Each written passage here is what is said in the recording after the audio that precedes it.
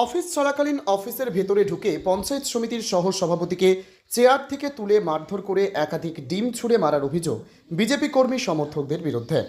ঘটনাটি নদিয়ার করিমপুর 2 নম্বর ব্লক পঞ্চায়েত সমিতি কার্যালয়ে তৃণমূলের ব্লক সভাপতি মিঠু হককে অফিসে ঢুকে নিগ্রহ ও ডিম ছুঁড়ে মারার প্রতিবাদে ইতিমধ্যে বেশ কয়েকজনের নামে অভিযোগ দায়ের হয়েছে করিমপুর থানায়। 48 ঘন্টার মধ্যে থানার ব্যবস্থা না নিলে কলকাতা হাইকোর্টের দ্বারস্থ হওয়ার হুঁশিয়ারি দিয়ে রাখলেন কৃষ্ণনগর লোকসভা কেন্দ্রের সাংসদ তথা কৃষ্ণনগর সাংগঠনিক তৃণমূল জেলা সভাপতি মহুয়া মৈত্র। সোশ্যাল মিডিয়ায় এই ঘটনার বিরুদ্ধে সরব হলেন তিনি। ভিডিও থেকে এসডিও এবং জেলাশাসক যদি এর বিরুদ্ধে ব্যবস্থা না নেয় আদালতে যাওয়ার হুমকি দিলেন কৃষ্ণনগরের সাংসদ মহুয়া মৈত্র। নমস্কার, আমি তৃণমূল কংগ্রেসের সাংসদ মহুয়া মৈত্র এবং কৃষ্ণনগর সাংগঠনিক জেলার তৃণমূলের সভাপতি বলছি। আজকে ভিডিও করিমপুর 2 ব্লকের পঞ্চায়েত সমিতির অফিসে, সরকারি অফিসে যা ঘটেছে আপনারা সবাই দেখেছেন। বিজেপির 10-12 জন একটা সরকারি অফিসে ঢুকে কিভাবে সহসভাপতি মিঠু হক তাকে কিভাবে ডিম দিয়ে মেরেছে এবং তার উপর আক্রমণ করেছে সবাই দেখেছে এবং এটা সিসিটিভি প্লাস লোকাল চ্যানেলেও দেখা যাচ্ছে।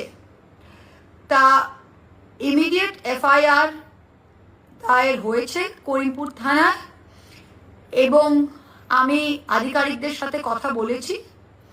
48 ঘন্টার মধ্যে যদি এই বিজেপির কি বলবো জানি না, যাই হোক, এদের যদি গ্রেপ্তার না করা হয় আমরা হাইকোর্ট মুভ করব পুলিশ ইনঅ্যাকশনের জন্য।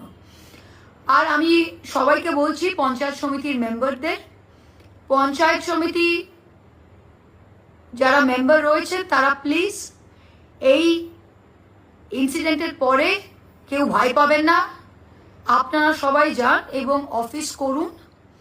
এটা complete breakdown of law and order, এটা সরকারি জায়গায় হয়েছে।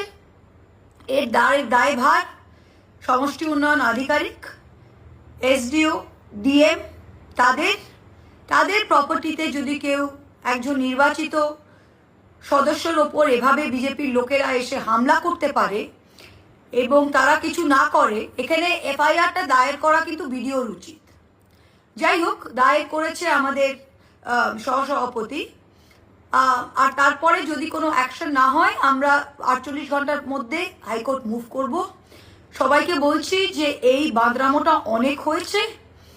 আর বিজেপি যদি ভাবে এটা একটা লিভ ইন লাইসেন্স হয়ে গেছে, যখন ইচ্ছে তাকে ধরে পচা ডিম মারবো, আমি তাদের জন্য একটা ছোট্ট উপদেশ দিচ্ছি যে এই ডিমগুলো না বাড়িতে রাখেন, কারণ দুপুরের মিড ডে মিলে আপনারা রাজমা আর ডাল দিচ্ছেন আমাদের বাচ্চাদের। এই ডিমগুলো বাড়িতে সংগ্রহ করে বাচ্চাদের যদি দেওয়া হতো দুপুরে, তাহলে অনেক কাজে লাগতো।